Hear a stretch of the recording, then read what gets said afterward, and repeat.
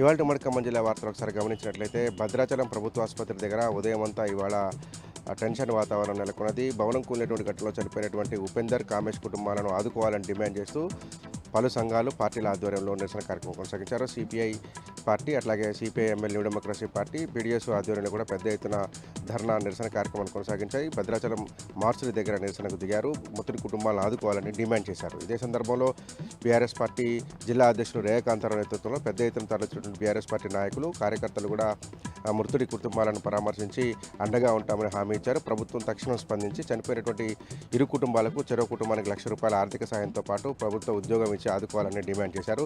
రేఖాకాంతారావు మాట్లాడుతూ ప్రభుత్వం జరిగినటువంటి తప్పిదాన్ని సరిచేయాలి, ఇమీడియట్గా రెండు కుటుంబాలకు కూడా నష్టపరిహారం ఇవ్వాలని డిమాండ్ చేశారు. దాంతోపాటే ఏదో అదృశ్య శక్తి, కాంగ్రెస్ పార్టీకి సంబంధించిన ఒక అదృశ్య శక్తిని అడ్డం పెట్టుకునే శ్రీపతి శ్రీనివాసరావు ఇంత పెద్ద బిల్డింగ్ నిర్మిస్తున్నారు కాబట్టి ఆ అదృశ్య శక్తి ఎవరో ప్రభుత్వం విచారణ చేసి బయటికి తీసుకురావాలని కూడా రేఖాకాంతారావు డిమాండ్ చేశారు. అట్లాగే చనిపోయినటువంటి ఇద్దరు కూలీలు ఎవరైతే ఉన్నారో, రెక్కాడితే డొక్కానంగా కూలీలు ఉన్నారు, వారిద్దరికి అటు పడిశాల ఉపేందర్ కానీ కామేష్ కానీ ఇద్దరికి కూడా ఆ ఇద్దరు కుటుంబాలను ఆదుకోవాలంటే వివిధ పార్టీలు, దళిత సంఘాలు, కుల సంఘాలతో పాటు సిపిఐ, సిపిఎంఎల్, డెమోక్రసీతో పాటు స్థానిక ప్రజలు కూడా నినాదాలు చేశారు. రెండు కుటుంబాలకు సంబంధించినటువంటి బంధువులు, మిత్రులు వచ్చి ఆ కుటుంబాల కన్నీరు మున్నీరైతున్నటువంటి వారందరినీ కూడా ఓదార్చేటువంటి ప్రయత్నం చేశారు. ఇక కొత్తగూడెం బస్టాండ్ ఎదుట సంయుక్త కిసాన్ మోర్చా ఆధ్వర్యంలో పెద్ద ఎత్తున నిరసన కార్యక్రమాన్ని కొనసాగించారు. పంజాబ్లో రైతుల మీద పెట్టినటువంటి కేసులను విత్డ్రా చేసుకోవాలని డిమాండ్ చేస్తూ నిరసన కార్యక్రమాన్ని కొనసాగించారు. కేంద్ర ప్రభుత్వం రైతు సమస్యలను పరిష్కరించకపోగా తిరిగి వారి మీద కేసులు పెట్టడాన్ని సంయుక్త కిసాన్ మోర్చా తప్పుపట్టింది. తక్షణమే కేంద్ర ప్రభుత్వం స్పందించి రైతుల మీద పెట్టినటువంటి కేసులను విత్డ్రా చేసుకోవాలని డిమాండ్ చేసింది.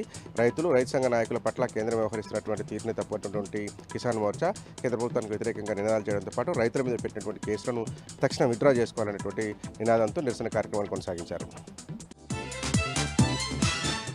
ఛత్తీస్గఢ్లో భద్రతా బలగాలకు భారీ ముప్పు తప్పిందని చెప్పుకోవచ్చు. భద్రతా బలగాలు పోలీసులను లక్ష్యంగా చేసుకుని మావోయిస్టులు ఏర్పాటు చేసినటువంటి ఒక భారీ ఐఈడీని భద్రతా బలగాలు గుర్తించి నిర్వీర్యం చేయడంతో ఈ పని ప్రమాదం తప్పిందని చెప్పుకోవచ్చు. బిజాపూర్ జిల్లాలోని గంగులూరు పిఎస్ పరిధిలోని పల్నార్ రోడ్డు మార్గంలో 45 కిలోల మందు పాత్రను మావోయిస్టులు అమర్చారు.